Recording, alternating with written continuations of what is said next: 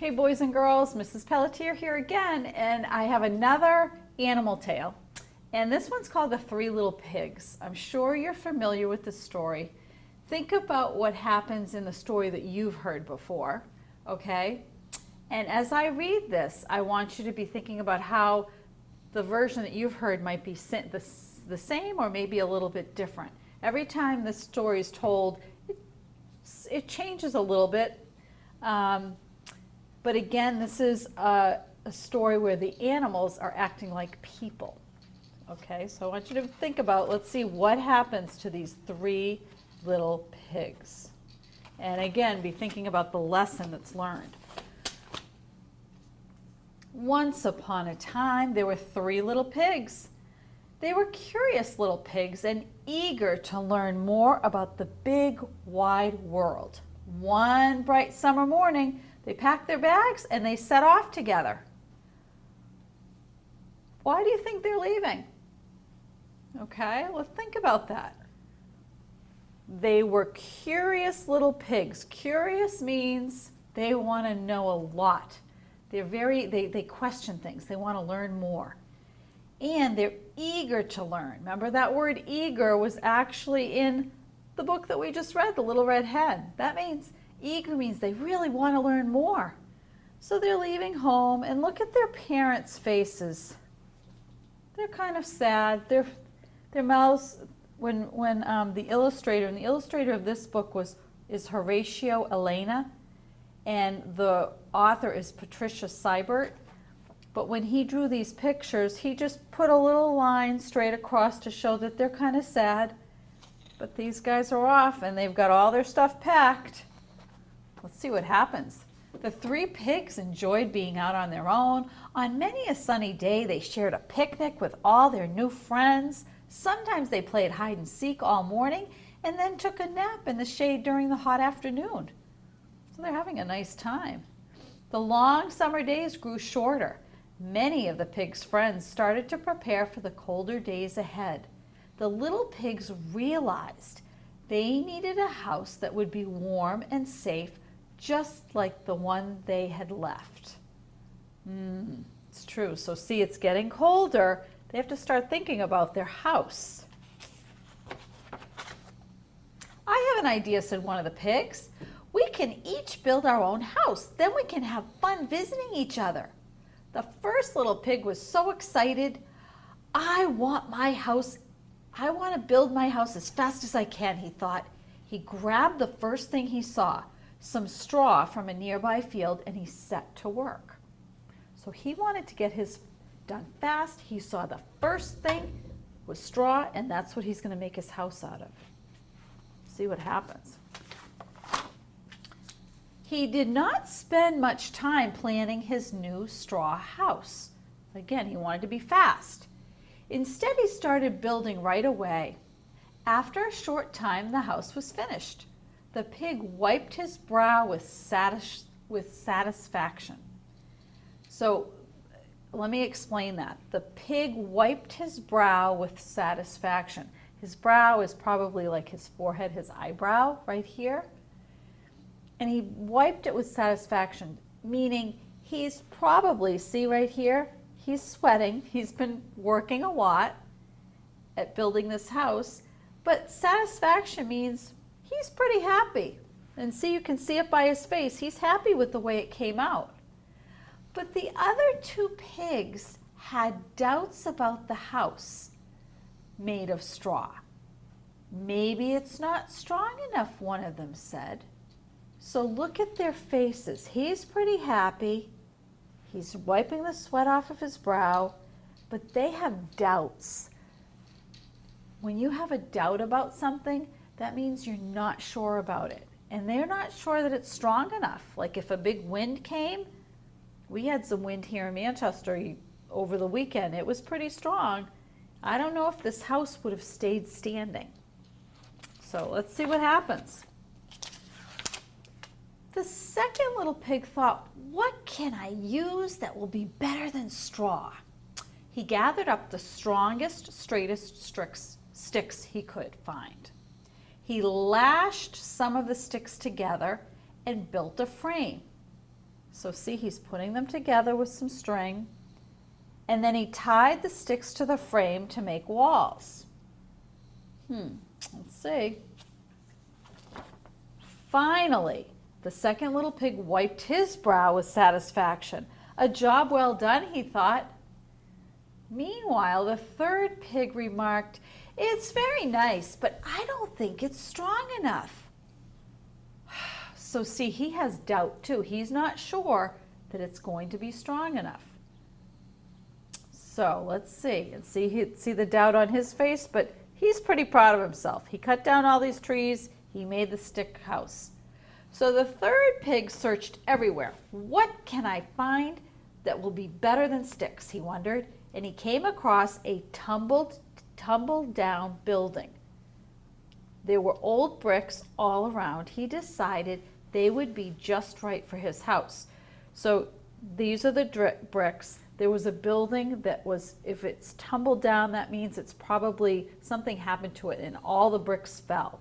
So he says, I'll make a house out of bricks. The third little pig set to work. Brick by brick, his house took shape. It took a long time, but the pig finished his sturdy house. Think about what the word sturdy means. He wiped his brow, quite satisfied with his handiwork. The two other little pigs shook their heads. They were not sure this one little house was worth all the hard work. Okay, so see, he's putting all the bricks together. He finished his sturdy house. Sturdy means pretty strong. Okay, it's all done. But the other two shook their heads and they didn't think that he needed to do all this work. He's really sweating. He put a lot of effort into building this house. So let's see what happens. After each little pig had built their own little house, they had time to play. One day when they were out having fun, they happened across some wolf tracks. Uh-oh. You see this? When the pigs saw that a wolf had been nearby, they all ran home and locked their houses up tight. Ooh, yeah, wolves like to eat pigs. So they ran to their houses. Soon enough, the wolf appeared at the door of the first little pig's house. The straw house shone golden in the sunshine. Little pig, let me come in, said the wolf, grinning his big wolf grin. Look at him smiling. He looks kind of nice. Not saying it very nice though. Little pig, let me come in. No, cried the first little pig, not by the hair of my chinny chin chin. So she's saying, I'm not letting you in, not by the hair of my chinny chin chin. Chin is right here. Let's see. Then I'll huff and I'll puff and I'll blow your house in, shouted the wolf. And with an enormous breath, the wolf blew the house of straw. Look at that.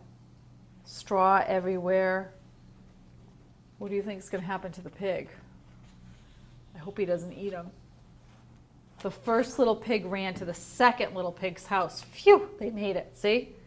Right after they had closed and locked the door, the wolf appeared. Little pigs, let me come in, said the wolf. No, cried the pigs, not by the hair of our chinny chin chins. So they're not going to let him in. What do you think is going to happen? Then I'll huff and I'll puff and I'll blow your house in, shouted the wolf. And with a tremendous breath, tremendous means huge, the wolf blew the house of sticks. And look at how the illustrator does that. Those lines and the wood's flying up in the air. Even the pigs are flying up in the air. See those little lines? That's things that makes us look at the illustration and know that there's lots of movement going on. You can even see his breath coming out of his mouth. Very clever. Oh boy, so I hope he doesn't eat them. Where is he gonna go? Ooh, they made it to the brick house. The two little pigs ran as fast as they could to the brick house. All three pigs watched from the windows as the wolf approached. Little pigs, Let me come in, demanded the wolf. He didn't just say it, he demanded it. By now, he was feeling pretty sure of himself, right? He says to himself, if you're feeling sure of yourself, you're feeling pretty confident. I blew down the first house. I blew down the second house. He's feeling like, I can do it with this one too. But the pig said, no, shouted the pigs all together. Not by the hair of our chinny chin chins. And look at those faces. Look at, they are looking very mean. He's kind of smiling like, ha, I can do this. Let's see what happens. Then I'll huff and I'll puff and I'll blow your house in, shouted the wolf. But even with a stupendous breath, the wolf could not blow down the house of bricks. What do you think the word stupendous means? Even with a stupendous breath, the wolf could not blow down the house. So they're saying even with the strongest breath, stupendous means the biggest. The wolf slumped. Look at him slumped over, kind of hunched over. If you're slumped over, you're not standing straight.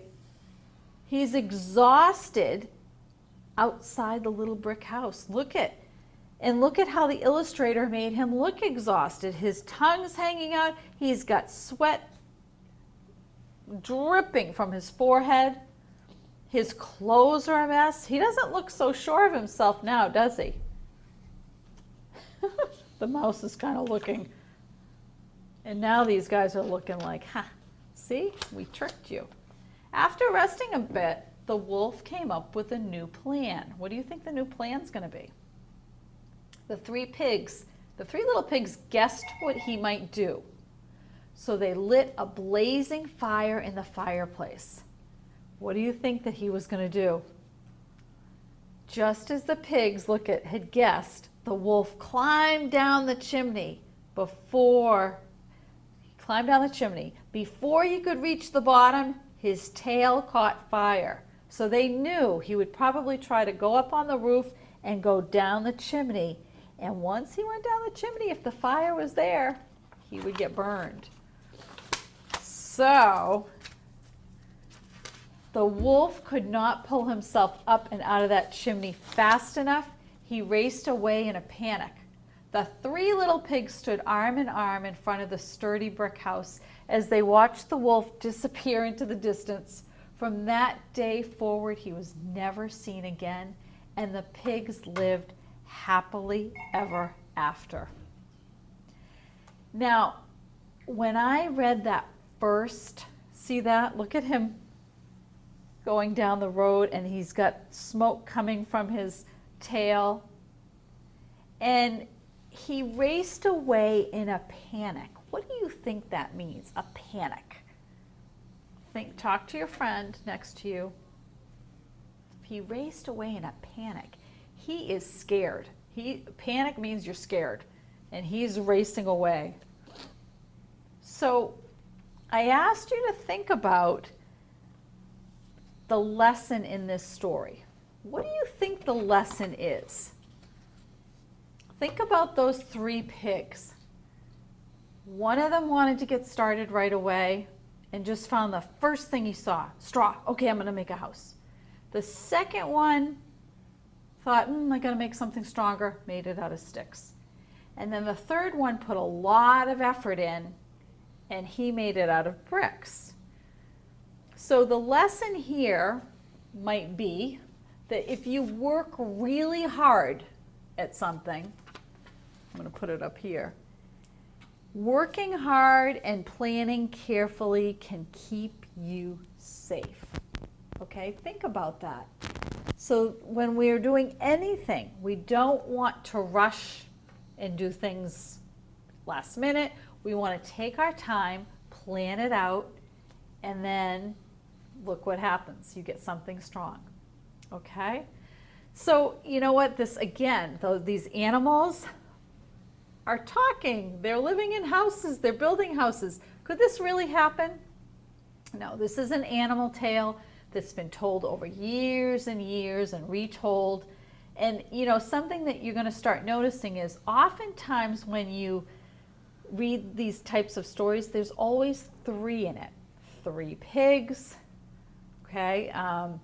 Even in the Little Red Hen, there were three main, well, there were four characters actually. The Little Red Hen, the mouse, the dog, and the cat. But the three of them kept repeating, not I, not I. You often hear things repeated. This one, not by the hair of my chinny chin chin. I'll huff and I'll puff and I'll blow your house in. These are things that are repeated. So these are things that you'll find start happening a lot in animal tales, okay?